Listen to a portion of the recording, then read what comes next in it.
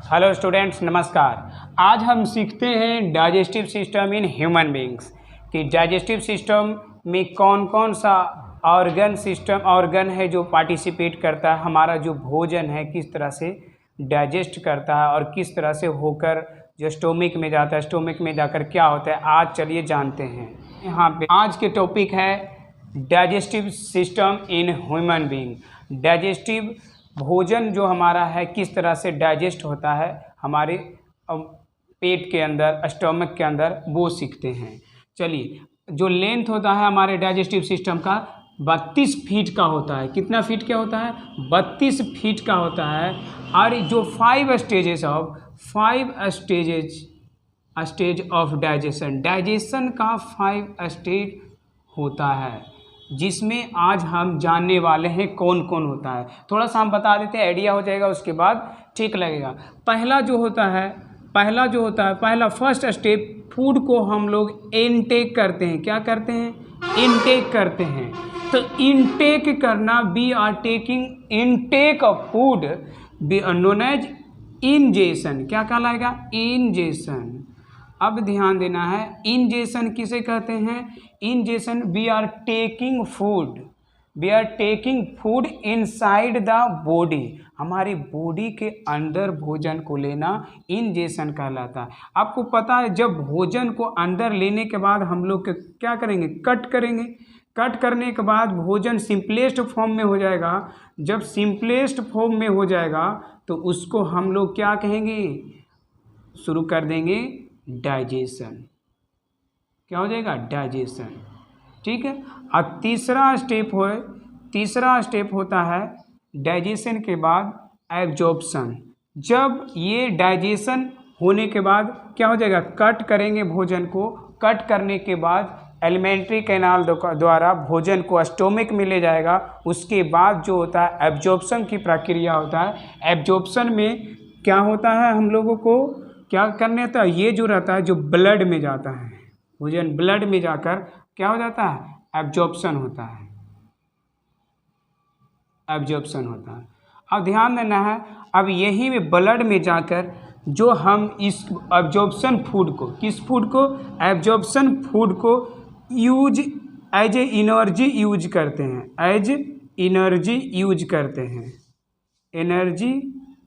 Use करते हैं। तो वो हमारा कहला जाता है एसिमिलेशन। क्या कहला जाता है?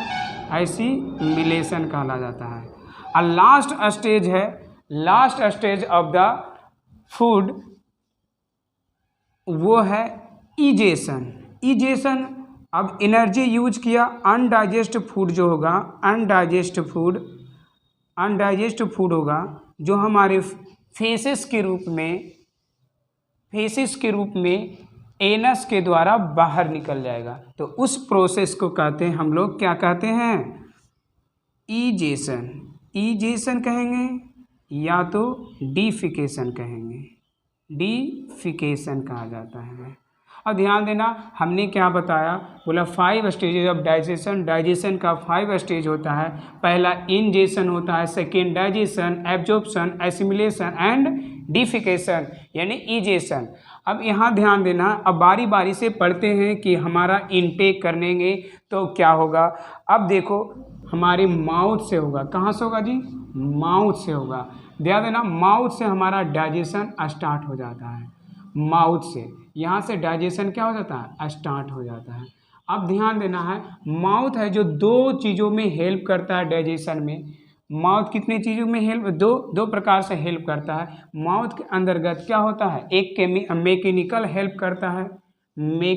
हेल्प करता है और दूसरा फिजिकल मैकेनिकल एक ही होता है, और केमिकल हेल्प करता है। एक केमिकल हेल्प करता है और दूसरा मैकेनिकल में 2 चीज़ें आ जाती है। एक आ जाती है आपके टीथ आ जाएगी और दूसरा आ जाएगी टंग आ जाएगी। अब ध्यान देना, यहीं पर हम पढ़ लेते हैं टीथ के बारे में और टंग के बारे में। जो टीथ होता है हमारा, टीथ जो होता है 2 टाइप्स का होता है। आपको पता होगा, टीथ एक होता है मिल्क टीथ और एक होता है क्या? एक होता है परमानेंट टीथ। अब ध्यान देना है, समझने वाली बात है कि मिल्क टीथ को भी हम टेम्पोरी टीथ कहते हैं। टेम्पोरी टीथ इसलिए कहा जाता है क्योंकि वो कुछ दिनों के बाद वो टूट कर क्या हो जाता है, गिर जाता है और फिर से वो परमानेंट टीथ आता है। इसमें जानना है, इस जो मिल्क टीथ होता है वो 20 होते हैं। कितना होता है? 20 होता है। परमानेंट टीथ होता है जो 32 होता है।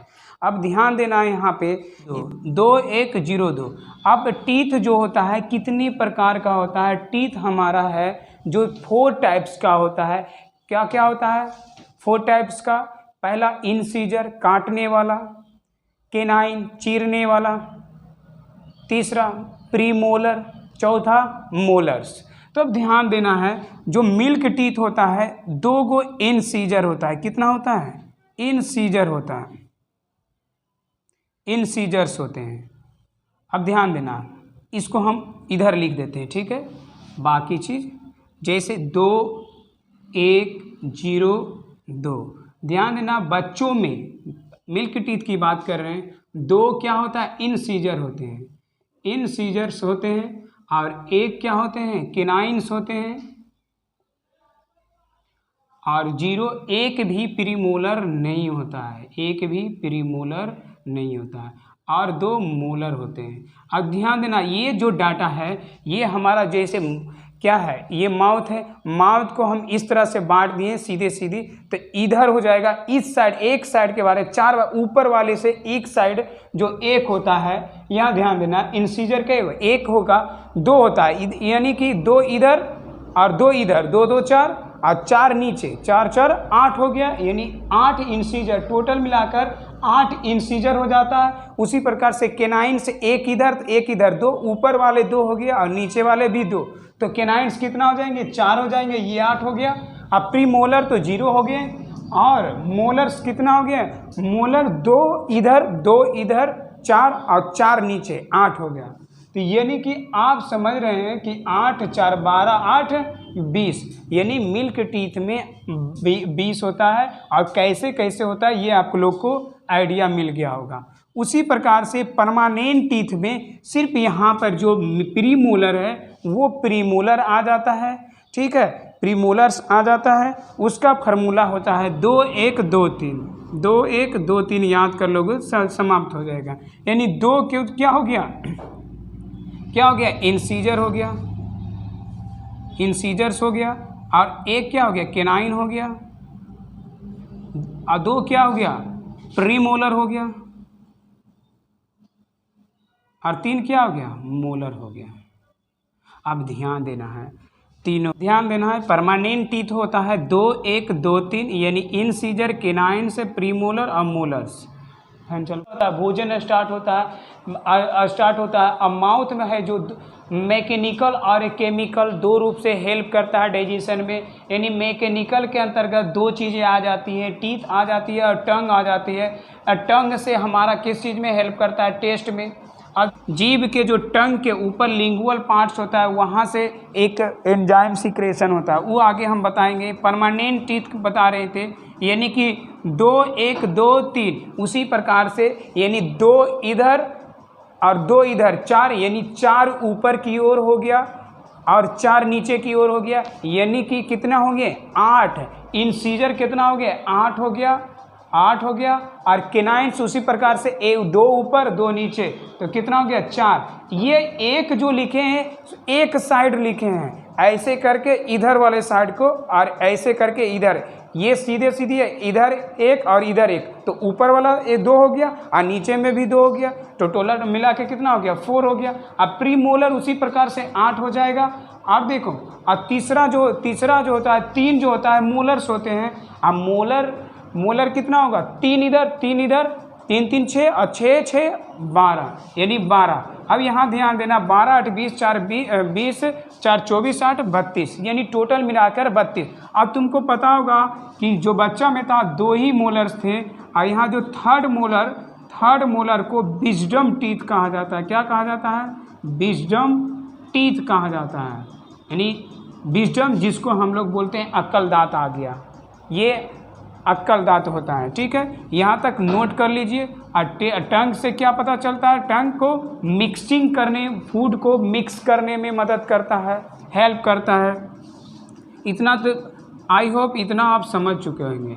आगे चलते हैं। इसके आगे क्या है? आगे हमारा है, अब ध्यान देना है, जो हमारा डाइजेशन था माउथ से स्टार्ट हो गया था। और माउथ दो प्रकार से हेल्प करता है डाइजेशन में, एक टीथ होता है, एक टंग होता है। टीथ से हमारा भोजन को छोटे छोटे भाग में बांट देते हैं, और उसके बाद टंग से हम उसको मिक्सिंग करने में मदद करता है। और ये हो गया फिजिकल से हेल्प कर रहा, और केमिकल से हेल्प कैसे करता है अब देखेंगे हम लोग। केमिकल सलाइवा होती है, सलाइवा जो सलाइवरी ग्लैंड निकलता है वहाँ से, ये क्या होता है? सलाइवा। सलाइवा का सिक्रेशन ये जो होता है कहाँ से होता है? ये होता है सलाइवरी ग्लैंड से, सलाइवरी ग्लैंड से। याद रखना, ये जो होता है हमारा सलाइवरी ग्लैंड पाया जाता है। सलाइवरी ग्लैंड के पास सलाइवा सिक्रेशन होता है। ये 1.5 लीटर रोज निकलता है। 1.5 लीटर क्या निकलता है? प्रत्येक दिन निकलता है। सोच लीजिए 1.5 लीटर, जिसका पीएच वैल्यू 6.8 होता है। जिसका पीएच वैल्यू जो होगा 6.8 होता है, यानी 6.8 होगा। समझ सकते हैं कि ये कैसा नेचर होगा? एसिडिक इन नेचर होगा, क्योंकि जिसका पीएच वैल्यू 0 से 7 के बीच में रहता है वो एसिडिक होता है, और 7 से 14 के बीच में रहता है ये क्या होता है? अल्कलाइन होता है, यानी बेसिक होता है, बेसिक इन नेचर। तो सलाइवरी ग्लैंड के अंदर क्या रहता है? सलाइवा का सिक्रेशन होता है। अब समझना, यहाँ सलाइवरी ग्लैंड से 2 प्रकार के एंजाइम निकलते हैं। कितने प्रकार के एंजाइम निकलते हैं सलाइवरी ग्लैंड से? 2। सलाइवा में क्या होता है? 2 एंजाइम पाया जाता है सलाइवरी ग्लैंड में। एक को बोलेंगे टाइलिन और एक को बोलेंगे माइलेज, उसी को बोलेंगे एमाइलेज। समझना है, ASE जो होता है, ASE जो होता है, एस जहाँ पे लिखा हो गया उसका मतलब होता है एंजाइम। क्या होता है? एंजाइम। तब ये देखो, एमी का मतलब क्या होगा? कार्बोहाइड्रेट। एमी का मतलब होता है कार्बोहाइड्रेट। तो यहाँ ध्यान देना है, ये जो एमी होता है इसका मतलब कार्बोहाइड्रेट होता है, एस का मतलब एंजाइम। यानी ये दोनों, ये एंजाइम, माल का भी क्या मतलब होता है? मैल का मतलब होता है कार्बोहाइड्रेट, यानी कि एमाइलेज को टाइलिन भी बोला जाता है। ये दोनों कार्बोहाइड्रेट का डाइजेशन करता है। ठीक है, ये दोनों मिलकर के किसका डाइजेशन करता है? कार्बोहाइड्रेट का डाइजेशन करता है। डाइजेशन किसका हो रहा है? कार्बोहाइड्रेट का डाइजेशन हो रहा है। अब यहाँ देखना है, ध्यान देना है, एमाइलेज को टाइलिन भी बोलेंगे। एमी का मतलब कार्बोहाइड्रेट होता है, एस का मतलब एंजाइम होता है, यानी कार्बोहाइड्रेट को पचाने वाला को क्या बोलेंगे? एमाइलेज। अब देखना पर क्या होता है, एक हमारा टंग के ऊपर देखना, टंग के ऊपर एक लिंगुअल होता है। क्या होता है? लिंगुअल। टंग के ऊपर लिंगुअल होता है। लिंगुअल एक पार्ट होता है, वहाँ से लाइपेज नामक एंजाइम निकलता है, लाइपेज। अब याद रखना, ये जो लाइपेज होता है ना, ये फैट्स का डाइजेशन में हेल्प करता है। किस चीज़ में हेल्प करता है? डाइजेशन। फैट्स का डाइजेशन में हेल्प करता है। जहाँ भी देखो, हमने बताया था टंग के ऊपर एक टंग होता है, जिसके ऊपर एक लिंगुअल पार्ट्स होता है। लिंगुअल के वहाँ से एक लाइपेज एंजाइम निकलता है जो फैट्स को पचाने में मदद करता है। आई होप यहाँ तक आप लोग समझ चुके हैं। आगे चलते हैं, इसके प्रक्रिया क्या होगा। अब फूड है जो हमारा क्या हो गया, माउथ में कौन चीज़ का डाइजेशन शुरू हो गया है? कार्बोहाइड्रेट का हो गया है, और थोड़ा बहुत फैट्स का भी डाइजेशन हो रहा है।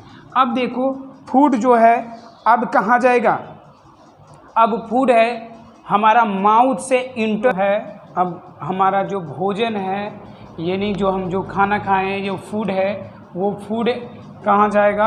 माउथ से, तो माउथ से अब जो होगा, माउथ से अब इंटर करेगा फूड पाइप में। कहाँ करेगा? फूड पाइप में। यानी फूड पाइप को ही ईसोफेगस बोलते हैं। क्या बोलते हैं?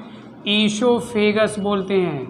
अब ध्यान देना, अब ईसोफेगस में एक मूवमेंट होता है। ईसोफेगस में एक प्रीस्टैटलिक मूवमेंट होता है। प्रीस्टैटलिक मूवमेंट होता है। इस मूवमेंट में क्या होता है? इस मूवमेंट में जो भोजन होता है, यानी जो फूड होता है, फूड को इस मूवमेंट में फूड को स्लाइटली, इस मूवमेंट के द्वारा फूड को स्लाइटली, यानी कि स्लाइटली फूड को ईसोफेगस के द्वारा हमारे स्टोमक में ले जाता है। कहाँ ले जाता है? स्टोमक में। यहाँ ध्यान देना, प्रीस्टैटलिक मूवमेंट को में क्या क्या होता है? जब देखो जो ईसोफेगस होता है हमारा, आप एक पिक्चर से रफ डायग्राम देख सकते हैं। पिक्चर में किस तरह से दिया हुआ है, जो हमारा भोजन था वो फूड है, जो माउथ से होते हुए वोकल कैविटी से डाइजेशन का शुरू हो गया माउथ में, वहाँ से होते हुए कहाँ गया?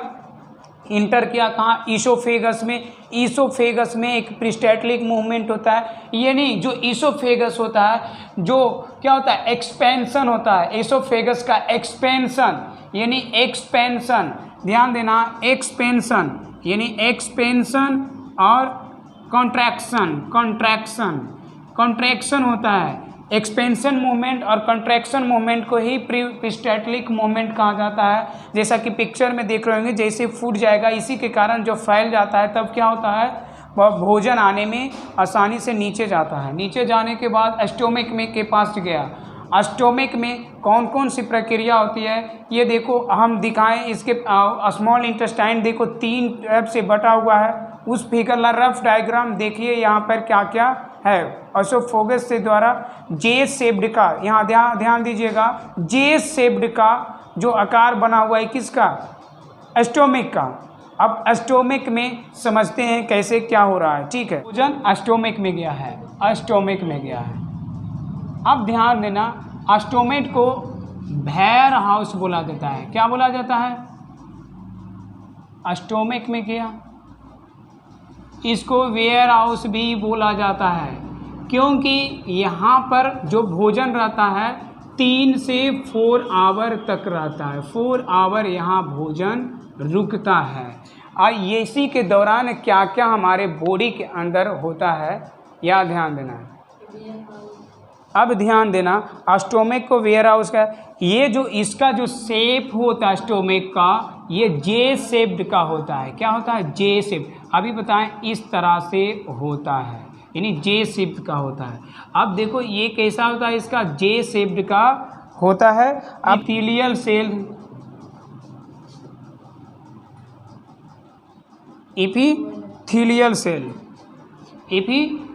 सेल। अब ध्यान देना, गैस्ट्रिक ग्लैंड के अंतर्गत गैस्ट्रिक जूस का सिक्रेशन होता है। गैस्ट्रिक जूस का होता है, गैस्ट्रिक जूस का होता है। ये जो गैस्ट्रिक जूस होता है ना, ये 2 लीटर रोज निकलते हैं। 2 लीटर, इसकी क्वांटिटी कितना निकलती है? 2 लीटर निकलती है। गैस्ट्रिक जूस से 2 एंजाइम निकलता है, जिसका नाम है पेप्सिन। क्या नाम है? पेप्सिन। और दूसरा है रेनिन। पेप्सिन और रेनिन। देखो पेप्सिन जो होता है, ये पेप्सिन और रेनिन, पेप्सिन जो होता है, इसका वर्क है प्रोटीन को डाइजेस्ट करना। किसका करना? प्रोटीन को। अब रेनिन का क्या वर्क है? अब देखो रेनिन का भी वर्क है प्रोटीन का ही डाइजेस्ट करना, लेकिन यहाँ पर थोड़ा सा फर्क है। आप लोग जानते होंगे बच्चा में जो दूध का पाचन होता है, दूध में एक स्पेशल प्रोटीन पाया जाता है जिसका नाम है कैसिनो। यही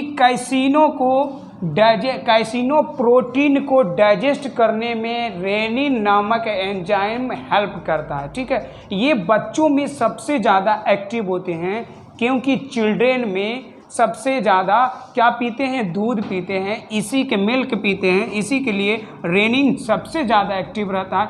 किसी किसी में देखना कि रेनिन बहुत कम एक्टिव होता है, जिससे वो दूध पीते हैं उसका पेट में गड़बड़ हो जाता है। अब ध्यान देना पेप्सिन और रेनिन दो एंजाइम निकलते हैं, दोनों प्रोटीन को पचाने में मदद करते हैं, डाइजेस्ट करने में मदद करते हैं। ये जो रेनिन होता है मिल्क प्रोटीन को क्या बोलते हैं, कैसिनो, उसी को ऑर्गेनिक सेल। अब देखो ऑर्गेनिक सेल के अंतर्गत HCl होता है, ध्यान देना HCl हाइड्रोक्लोरिक एसिड होता है, ये जिसका जो pH मान होगा 1.5 होगा। इसका pH मान कितना होता है 1.5, तो देखो 1.5 7 से कम है, तो 7 से कम है, ये क्या हो जाएगा एसिडिक हो जाएगा। अब HCl क्या काम करेगा, बैक्टीरिया को किल करेगा, इसका वर्क क्या है, बैक्टीरिया को क्या करेगा, किल करेगा। अब ध्यान देना है, अब जो एपिथेलियल सेल हो गया इसके अंतर्गत म्यूकस रहता है, क्या रहता है, म्यूकस रहता है, और ये जो करता है प्रोटेक्ट करता है, ये प्रोटेक्ट करता है, protect the stomach the formation of leading to the formation of ulcer. देखना इपिथेलियल सेल में क्या होता है म्यूकस, ये जो हेल्प करता है protect the stomach wall promotes inner lining of stomach leading to the ulcer, formation of ulcer से क्या करता है, बचाता है। ये स्टोमिक के अंदर, ये सब कहाँ हो रहा है, ये सब हमारे स्टोमिक के अंदर हो रहा है। डायग्राम से भी समझ सकते हो, यहाँ ध्यान देना है, यहाँ तक नोट कर लीजिए। नोट करने के बाद अब यहाँ आना है, देखो क्या होता है, ये एक प्रकार, देखो ये सेल होता है इस तरह से होता है, इस तरह से जो बाहर वाला रहता है उसको गैस्ट्रिक ग्लैंड बोलते हैं, उसको गैस्ट्रिक ग्लैंड बोलेंगे। अब ध्यान देना, अब ये जो एक लेयर और रहेगा, एक लेयर, उसको क्या बोलेंगे, उसको बोलेंगे ऑर्गेनिक सेल बोलेंगे। और एक लेयर और रहेगा, बीच वाला जो बच गया वो क्या हो जाएगा, इपिथेलियल सेल हो जाएगा, ठीक है, एपिथेलियल सेल हो जाएगा। ये तो हो गया हमारा स्टोमिक के कार्यक्रम। अब स्टोमिक से फूड कहाँ जाएगा, स्मॉल इंटेस्टाइन में जाएगा। कहाँ जाएगा, स्मॉल इंटेस्टाइन में जाएगा, स्मॉल इंटेस्टाइन। अब फूड क्या होगा, फूड पाइप से क्या आ गया, फूड पाइप से क्या उबल गया, उबल।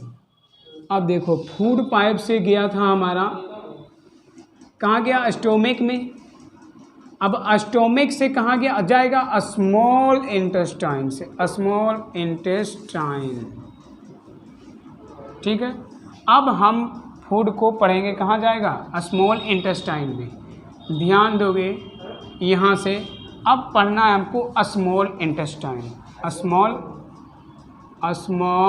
इंटेस्टाइन, यानी कि स्मॉल इंटेस्टाइन का जो लेंथ होता है, लेंथ होता है 6.5 मीटर। सोच लो, यही जो स्मॉल इंटेस्टाइन का जो लेंथ होता है 6.5 मीटर का होता है, ठीक है, 6.5 मीटर का होता है।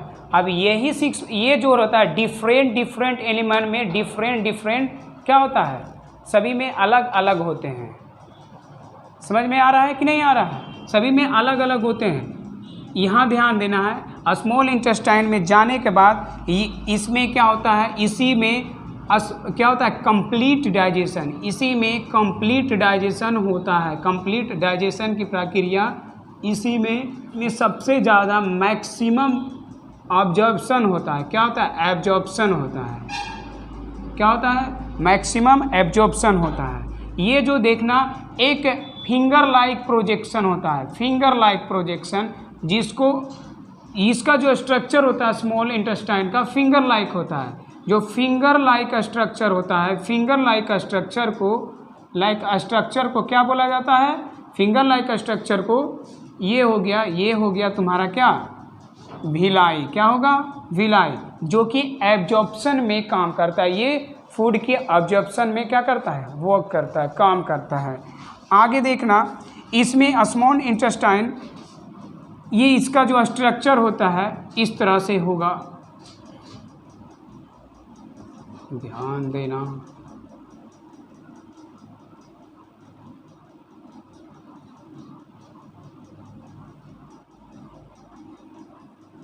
One two three,